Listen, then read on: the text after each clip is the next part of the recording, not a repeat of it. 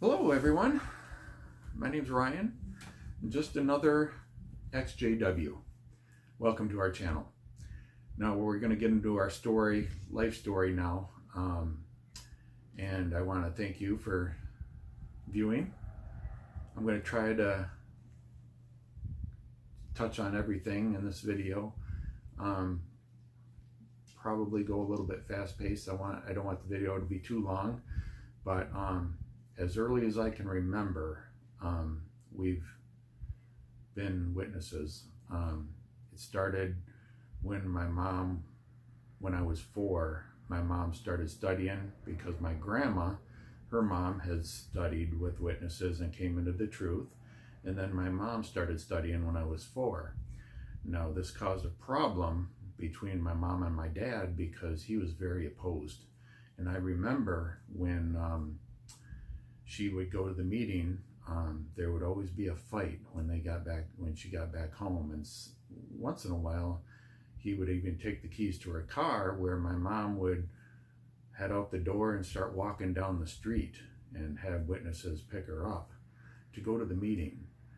And so my dad, very opposed, and obviously you know what happened. My mom and dad ended up splitting up. And this happened when I was 5, so yeah, it got a little messy, and I also have a younger brother who's about 1.5 years younger.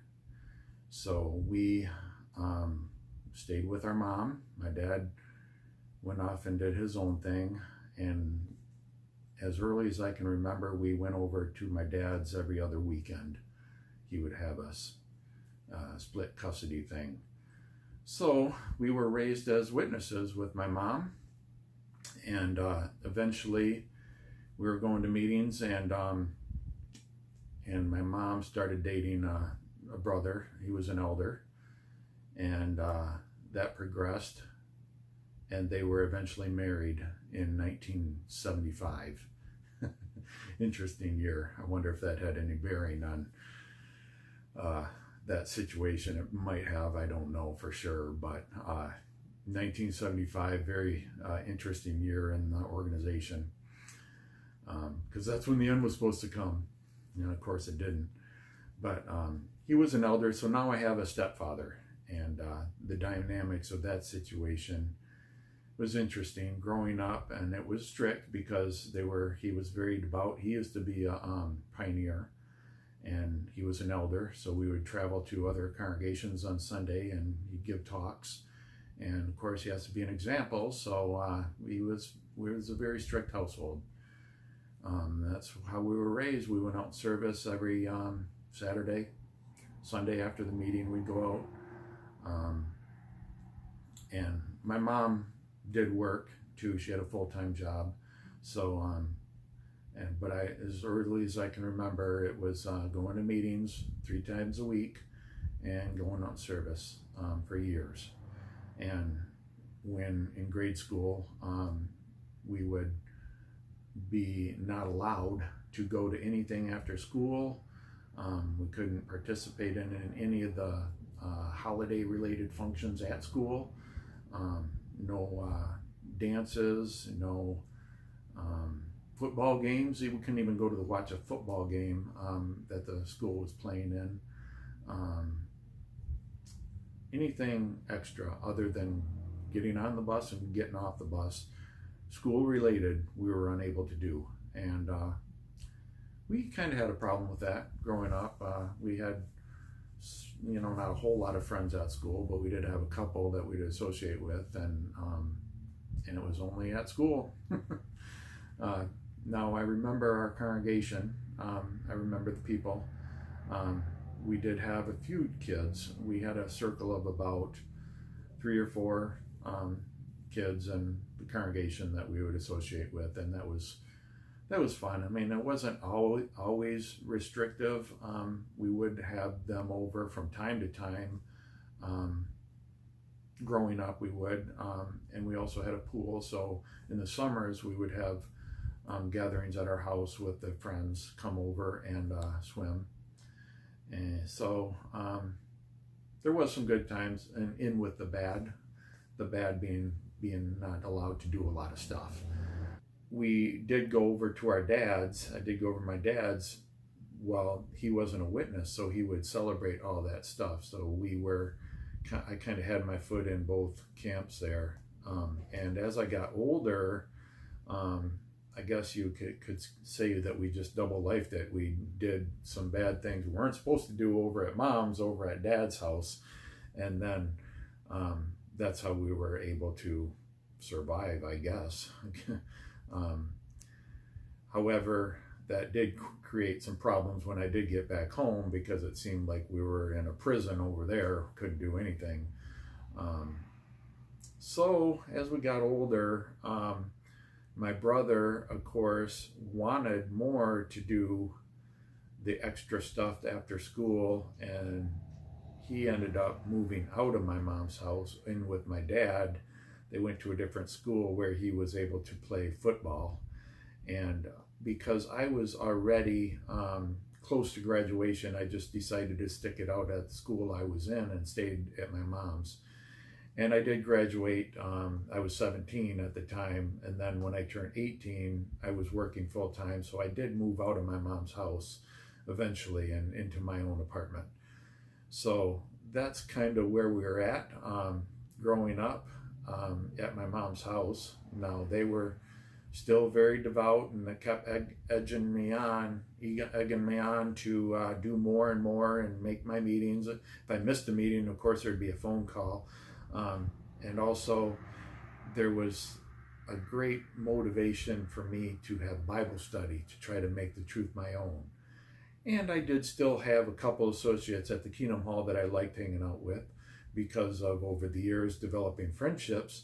So I did have a Bible study with an elder.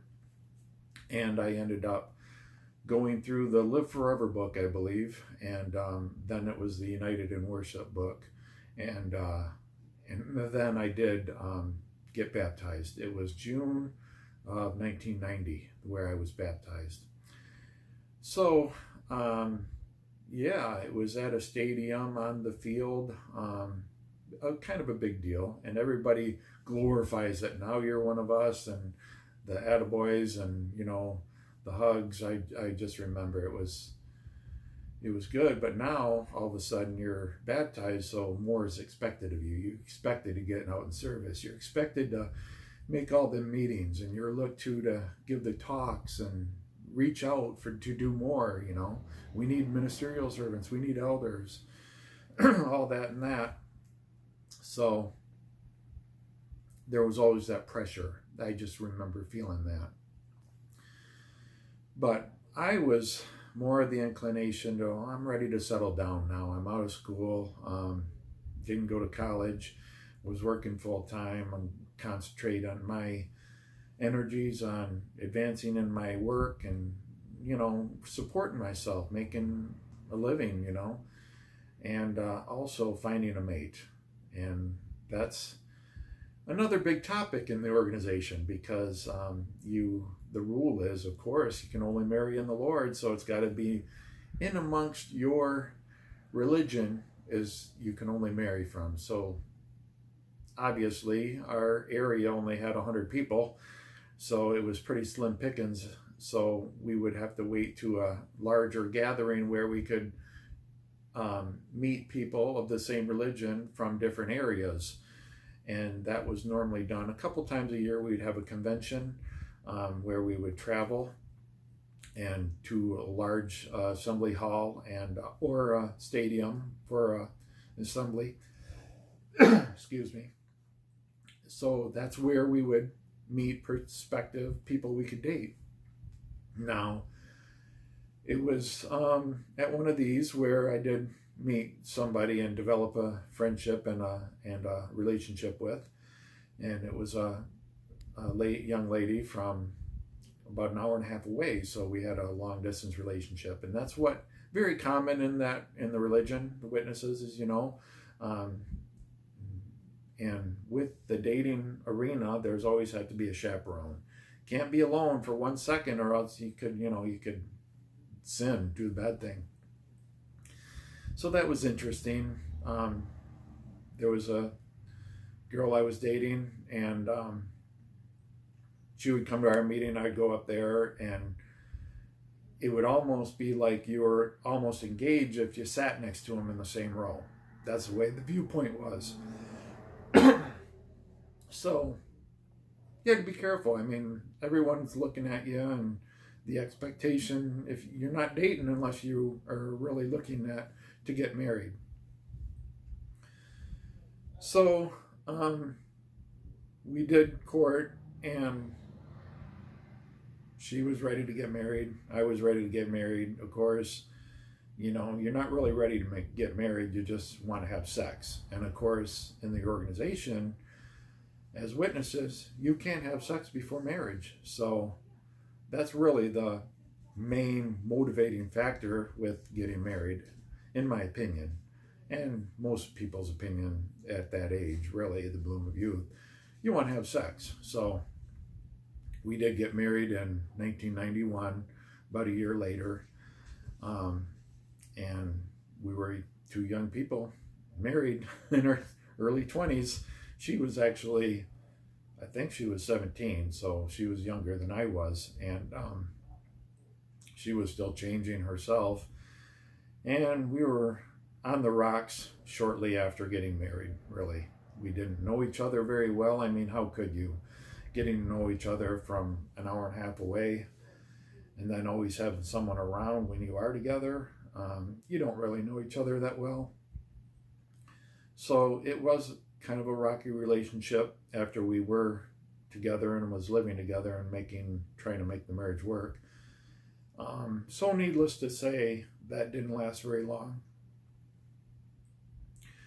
It lasted about a year and a half, and then she moved back home with her parents for a break. And while she was back with her parents, she ended up getting pregnant by someone in their town. So that did not work. The marriage was pretty much dissolved at that point. And I realized I'm airing everything, being completely honest, airing out all the dirty laundry. It's not going to make myself look flattering at all, but you know, in this organization, you know, there's a lot of penned up emotion. You're, you know, like a spring, you're pushed and pressured until it just kind of explodes sometimes, and then it gets a little ugly. So then I was divorced, and I was a single man again for a couple of years, still in the organization, trying to make my way back, looking for another girlfriend relationship, and still be, you know, the pressure egged on to get to the meetings, reach out, become ministerial servant, make sure you get out in service, and the pressure, give talks, in amongst trying to make a living for yourself. And I just remembered the fun, you know, having get-togethers and having fun with recreation or what, that was kind of pushed to the side. Don't think about that. That's on the back burner. You don't have to worry about that. You know, the end's going to be any time now, so it's best that we focus on our ministry and getting out and warning others, and because the end could be tomorrow. And that was what the main thing was. Why look for a marriage mate at this time? We're so close to the end.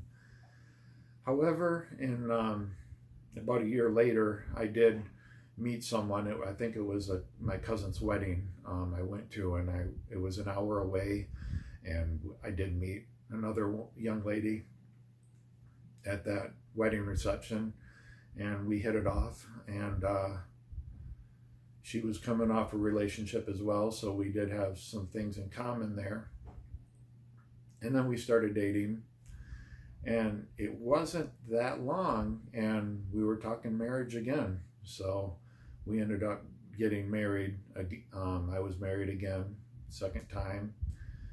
I believe it was 1996, and then she moved in with me, living in our town, and then we tried to give this a go in our congregation, being, of course, egged out to do more and be pioneering, and at least if you have a full-time job, be auxiliary pioneering, maybe go out every weekend. And she was, urged to do the same. And I remember that marriage getting a little rocky as well. We would have some arguments, just baggage stuff. I mean, we had some ideas and frustrations about us not living up to the standards that we're supposed to as Christians. And, it seemed like there was a lot of finger pointing, looking at the other person saying you need to do more and that kind of thing. And none of us being perfect, we fought a lot, to be truthful. And it seemed like we didn't get along very well. And that marriage was really starting to get rocky after a couple years in. We seemed like fighting a lot, and she was working full time too, and she started having a relationship with somebody at work. Unbeknownst to me, I found out later, but that's pretty much how that relationship ended. It ended up hitting the fan basically, and me finding out about it. So we did separate. She moved back home to her parents' house, or in her parents' area. I don't know if maybe she got an apartment, but anyways, we separated, and then we were shortly divorced after that, in which she was disfellowshipped and I was now single again. So 2 failed marriages. So here I am, still trying to get to my meetings. And through this whole thing, I did have a group of a couple people that I associated with at the Kingdom Hall that did kind of get me through it. And still friends that I consider close to this day. However, we don't talk, but I still consider them like good friends. But they are still in, and I don't fault them for that. Everybody's their own person. But my journey is I just couldn't do it no more. However, I did go probably another 6 months being single until that gets us up to when my current wife now, Sarah, comes into the picture. And I think that I'm gonna stop my story at this time, because then I'm gonna invite Sarah in to where we can tell our story together, because it gets a little more interesting at that point. And I told you I was gonna air out it all, the good, bad, the ugly, and I do have to say, it did get ugly.